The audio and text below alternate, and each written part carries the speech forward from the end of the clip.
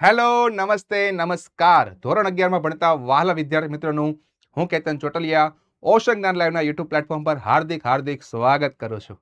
વિદ્યાર્થી મિત્રો, પ્રશ્નપત્ર number 2, section D, pure grammar section છે અને આ પ્યોર ગ્રામર સેક્શનમાં ખાસ મહેનત કરી લેવાની છે, કારણ આ જ ગ્રામર તમને ધોરણ 12માં માટે પણ હેલ્પફુલ થવાનું છે. ગ્રામર 11માનું અને 12માનું સેમ છે, તો ગ્રામરને ખાસ સમજવું પડશે. ગ્રામરના કોઈ પણ એક્ઝામ્પલ ક્યારેય પરીક્ષામાં રિપીટ થતા નથી. બોર્ડની પરીક્ષામાં એ હંમેશા નવા જ એક્ઝામ્પલ આવે છે, પણ કન્સેપ્ટ તો સેમ જ આવે છે. તો આના માટે તમારે કન્સેપ્ટ સમજવાના છે.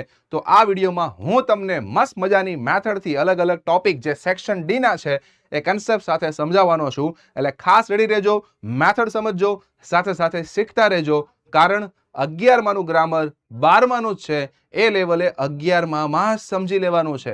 અને આ જે રહસ્ય જે વિદ્યાર્થીઓ સમજી ગયા એ જ ધોરણ 12માં ટોપ કરે છે, એવં ગ્રેડ લાવે છે, ટોપર બને છે. અને તમારે પણ એ જ કરવાનું છે. તો ચાલો કરીએ શરૂઆત. સૌથી પહેલા ડુ એઝ ડાયરેક્ટેડ. વિદ્યાર્થી મિત્રો, આ ટોપિક 2 માર્ક્સમાં આવે, જેમાં 2 પેરેગ્રાફ આપ્યો હોય, એક હોય ચેન્જ ધ ટેન્સ અને ચેન્જ ધ વોઇસ, પણ એ 12માં 11માં પણ છે, પણ પ્રથમ પરીક્ષામાં માત્ર 2 માર્ક્સમાં આવે છે. મતલબ કાં તો ટેન્સનો કાં તો વોઇસનો પેરેગ્રાફ આપેલો હશે, જે તમારે પહેલા શાંતિથી જોવાનું અને એ પ્રમાણે કામ કરવાનું. તો હવે અહીંયા શાંતિથી જોઈશું તો ખ્યાલ આવશે કે અહીંયા આપ્યું છે લર્ન્ટ અને નીચે તમને આપેલું છે વોઝ લર્ન્ટ.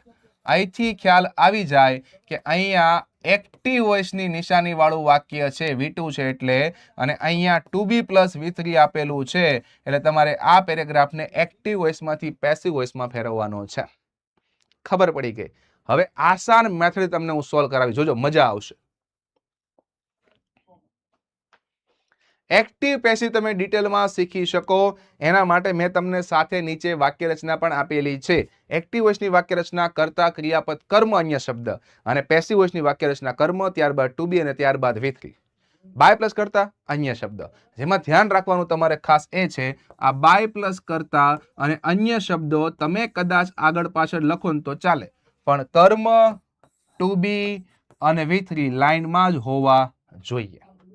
ચાલો જોઈએ કઈ રીતે સોલ્વ કરવા. સૌથી પહેલા તમે જ્યારે કોઈ પણ વાક્ય સોલ્વ કરો છો, એ વાક્યનો તમારે ટેન્સ જોવાનો, ક્રિયાપદને ઓળખવાનું. જેમ કે અહીંયા છે યુઝડ, ક્રિયાપદનું બીજું રૂપ સાદો ભૂતકાળ. ક્રિયાપદ મળી ગયું, ક્રિયાપદની બાજુમાં જ હોય કર્મ, મતલબ ડિફરન્ટ મેથડ્સ, આ તમારું કર્મ છે. ક્રિયાપદની આગળ હોય કર્તા, જે તમારું હી છે, અહીંયા છે કર્તા. કર્મની પાછળ હોય અન્ય શબ્દ, ફોર ધ કેલ્ક્યુલેશન, આ તમારું છે અન્ય શબ્દ. બધું જ મળી ગયું, કર્તા, ક્રિયાપદ, કર્મ, અન્ય શબ્દ. ખાલી ગોઠવણી કરવાની, ગોઠવણીમાં પહેલા કર્મ આવે. તો જે અહીંયા કર્મ છે, ડિફરન્ટ મેથડ્સ, એ આગળ આવશે. જો આવ્યું એક એક ટુકડો એનિમેશનની મદદથી. આવું તમને આખા યુટ્યુબ પર રખડી લો, ક્યાંય જોવા નહીં મળે, માત્ર ઓશન જ્ઞાન લાઈવમાં મળશે. એટલા માટે જ તમારા માટે આ પ્લેટફોર્મ કામનું છે, કારણ અમે ગુજરાતના દરેક ખૂણે રહેલા વિદ્યાર્થીઓને સમજાય, એ પછી શહેર હોય કે ગામડું, એવી મેથડથી અમે ભણાવીએ છીએ, અને એટલા માટે જ આપણા વિડીયોઝ કામના છે અને વિદ્યાર્થીઓને ગમતા હોય છે. હવે આ સાદો ભૂતકાળ છે. સાદા ભૂતકાળનું ટુ બી તમને ખાસ આવડવું જોઈએ. સાદા ભૂતકાળનું ટુ બી થાય છે કાં તો વોઝ કાં તો વેર, અને સાથે પેસિવના નિયમ પ્રમાણે કમ્પલસરી ત્રીજું રૂપ. યસ.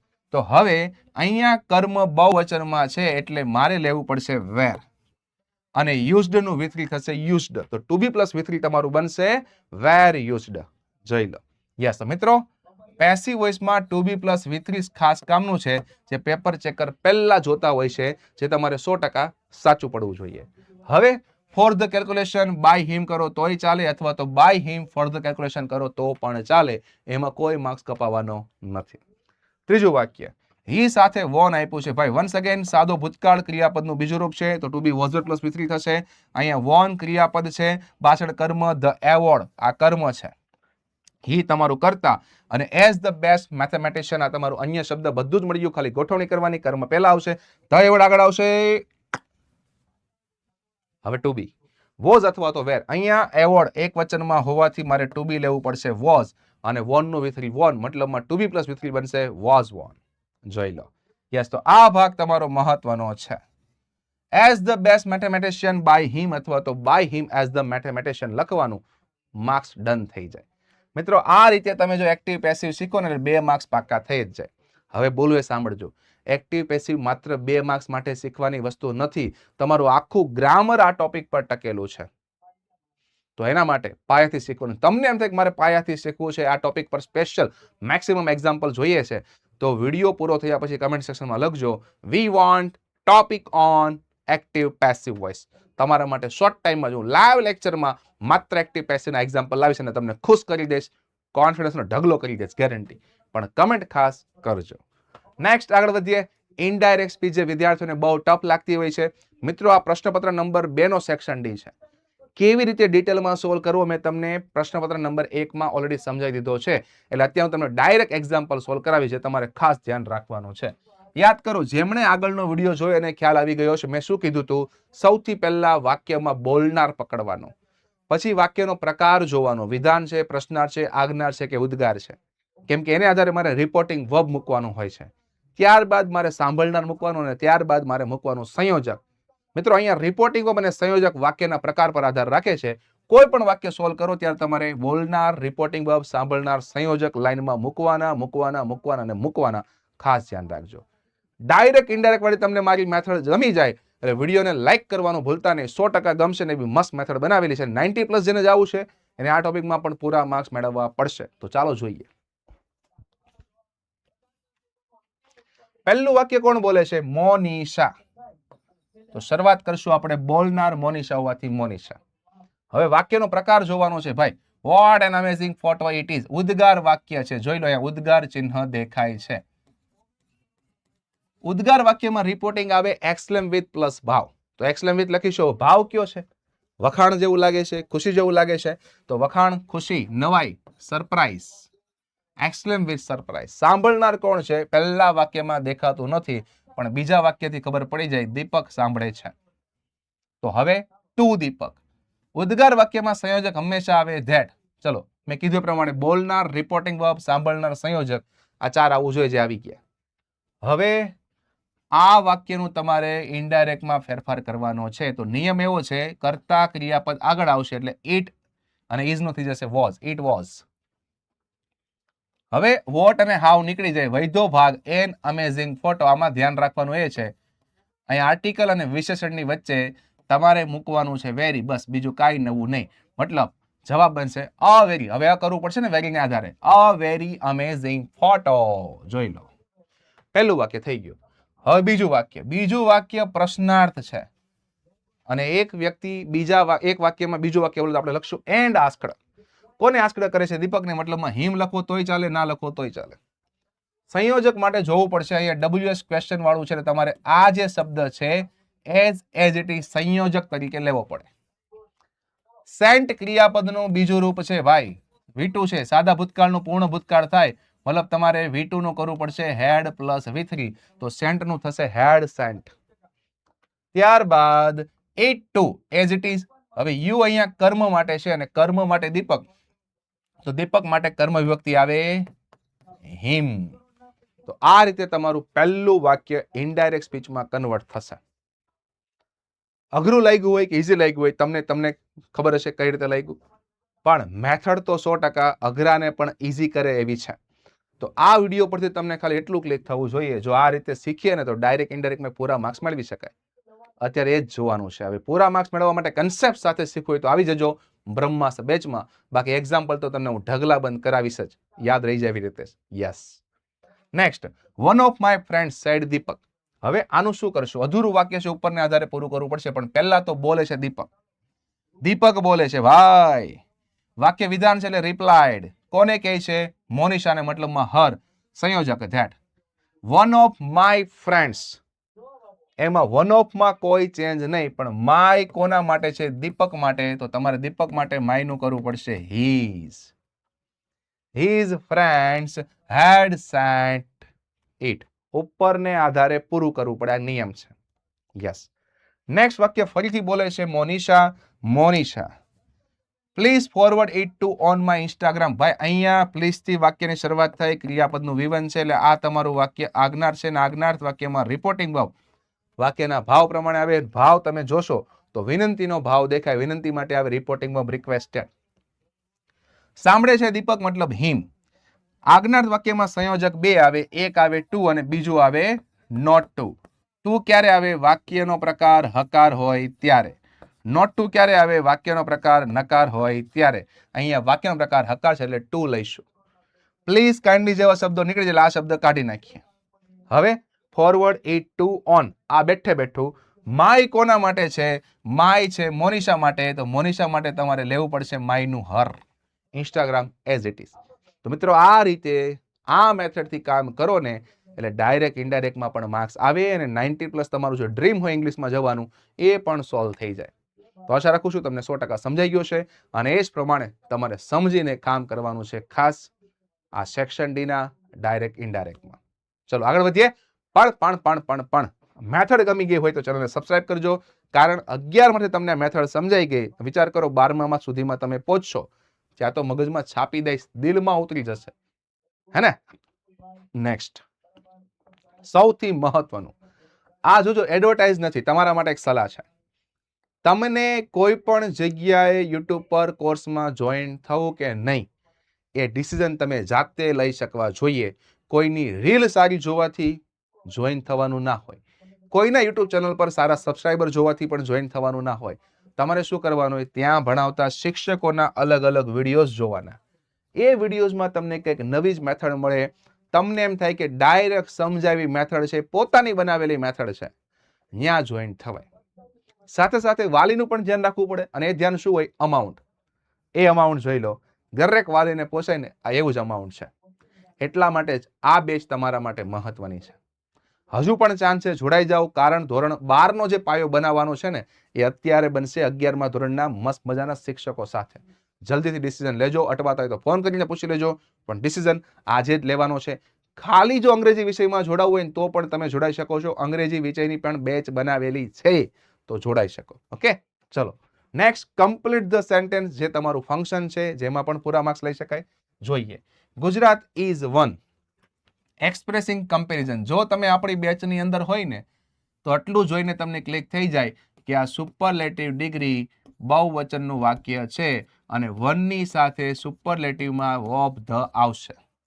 જુઓ, ઓફ ધ વાળા રાખો, બાકીના કાઢી નાખો, તો એવું આ પહેલો ઓપ્શન નીકળશે. આટલું આસાન થાય આપણી બેચમાં જોડાવાનું. હવે ઓફ ધ પછી આવશે વિશેષણ, જે અહીંયા છે, જે અહીંયા પણ છે, જે અહીંયા પણ છે.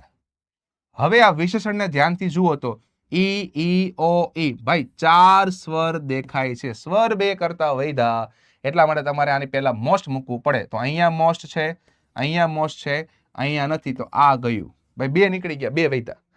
હવે મેં કીધું પ્રમાણે બહુવચનમાં આવતું હોય તો નામ પાછળ બહુવચન હોવું જોઈએ. સ્ટેટ એક વચન છે અને સ્ટેટ્સ બહુવચન છે, એટલે મારો જવાબ ઓપ્શન બી. આ રીતે સમજૂતી સાથે કામકાજ કરવા મળે. મિત્રો, આપણા કોર્સમાં જોડાવાનો બીજો ફાયદો હું તમને કહું.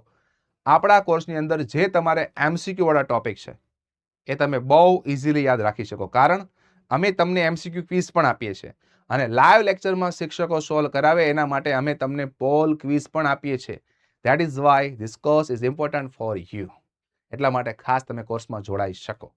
Next, સોવિંગ purpose. ભાઈ 7 કીવર્ડ આવે. So that, in order that, in order to, with a view to, for. આ 7 કીવર્ડ્સ ખબર તો કામ તમારું બહુ જ આસાન થઈ જાય. હવે શાંતિથી જુઓ તો 7 કીવર્ડમાંથી in order to ઓપ્શન એમાં આપ્યું છે, with a view to option B માં આપ્યું છે, with a view to option C માં આપ્યું છે. ભાઈ ડ્યુ ટુ તો કારણમાં આવે, મારે પર્પઝ જોઈએ એટલે આ ઓપ્શન ગયો. હવે સવાલ એબીસી માંથી કયો લેવું, તો તમને પ્રોપર સિન્ટેક્સ ખબર હોવી જોઈએ. in order to પછી હંમેશા V1 આવે, અહીંયા V4 આપ્યું છે, આના હિસાબે આ ખોટું. with a view to પછી હંમેશા ING આવે, અહીંયા તો V1 આપ્યું છે, એટલા માટે આ ઓપ્શન ઇમ્પ્રુવ ના હિસાબે ખોટો. with a view to પછી ING આવે, જે અહીંયા આપેલું છે, વાય ઇમ્પ્રુવિંગ છે, option C is the right answer. બસ આ રીતે જ કામ કરવાનું હોય. નેક્સ્ટ મુદ્દો આગળ વધીએ, પણ એની પહેલા જે તમે આ પ્રશ્નપત્રો સોલ્વ કરી રહ્યા છો, સોલ્યુશન મેળવી રહ્યા છો, તમને એમ થાય કે આ પ્રશ્નપત્રો મારે જોઈએ છે વાંચવા માટે, બસ QR કોડ સ્કેન કરો, આપણે એપ્લિકેશન ડાઉનલોડ કરો, ત્યાં તમે આરામથી રીડ કરી શકશો. વાંચી શકશો. આઈ હોપ તમે જેમ બને એમ વહેલું કામકાજ કરી નાખશો અને પ્રથમ પરીક્ષાનો કોન્ફિડન્સ મેળવી લેશો. નેક્સ્ટ, કમ્બાઇન ધ સેન્ટેન્સ, જેને આપણે સિન્થેસિસ પણ કહીએ છીએ. 2 માર્ક્સમાં પૂછાય છે પ્રથમ પરીક્ષામાં. આસાન જ હોય છે, પણ થોડા વધારે પ્રેક્ટિસ કરો ને તો તમને આસાન લાગે, અને પ્રેક્ટિસ હું કરાવીશ. યસ, શાંતિથી 3 વાક્ય વાંચવાના, 3 વાક્યને સમજવાના, અને આ 3 વાક્યને તમારે જોડવાના છે યોગ્ય કન્જંક્શનની મદદથી, અને એક પેરેગ્રાફ બનાવવાનો છે. ધ્યાન એ રાખવાનું કે આ ત્રણેયનો જે મતલબ છે એ જળવાવો જોઈએ. તમે મારી મેથડથી બનાવો છો કે તમારી પાસે અલગ કન્જંક્શન છે, તમે એની મદદથી જોડો તોય ચાલે, પણ જવાબ સાચો પડવો જોઈએ. ચલો જોઈએ. The shepherd saw the traveller. Shepherd, ભરવાડે મુસાફરને જોયો. He was coming toward the cave, એ ગુફા તરફ આવતો હતો. So he rose to welcome, એટલે જે પેલો ભરવાડ છે એને વેલકમ કરવા માટે ઊભો થયો. જોડીએ હવે. Yes, the shepherd saw the traveller.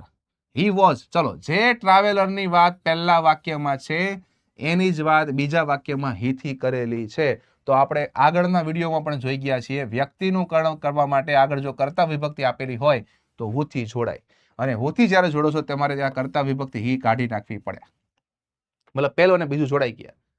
The shepherd saw the traveller who was coming toward the કેવ. પહેલું બીજું જોડાઈ ગયા. હવે બીજું ને ત્રીજું જોડવાનું છે. ગુફા તરફ આવતો જોયો એટલા માટે ઊભો થયો, તો એટલા માટે એટલે સો, તેથી, અથવા તો ધેરફોર, આમાંથી કોઈ પણ લખો. ચાલે, ચાલે અને ચાલે. જોઈ લો જવાબ. ક્યાં અઘરું છે? કન્જંક્શનનું નોલેજ હોવું જોઈએ. થોડું ઘણું તમને ગુજરાતી આવડતું હોય એટલે તમે આરામથી સિન્થેસિસ જોડી શકો, બનાવી શકો. આઈ હોપ 100% ક્લિયર થયું હશે. યસ. Next, editing. ગ્રામરમાં ચોકસાઈ આવે એના માટે ગવર્મેન્ટે આ ટોપિક સિલેબસમાં રાખ્યો છે, જે તમે શાંતિથી ઓબ્ઝર્વ કરી શકો અને સોલ્વ કરી શકો. પહેલી ખાલી જગ્યા છે ગુડ, બેટર અને બેસ્ટ. મિત્રો, આને કહેવાય વિશેષણની ખાલી જગ્યા. ટોપિક ખાસ જોવાના, કયા ટોપિકની આપેલી છે. અવર, યોર અને અસ, આ તમારી કહેવાય સર્વનામની ખાલી જગ્યા. આવું શું કામ ટોપિકના નામ લખું છું? બેઠો પેરેગ્રાફ કોઈ દિવસ બોર્ડની પરીક્ષામાં રિપીટ નહીં થાય, નવો જ આવશે, પણ કન્સેપ્ટ તો ટોપિકના સેમ જ આવવાના, એટલા માટે કન્સેપ્ટ સાથે શીખવાનું.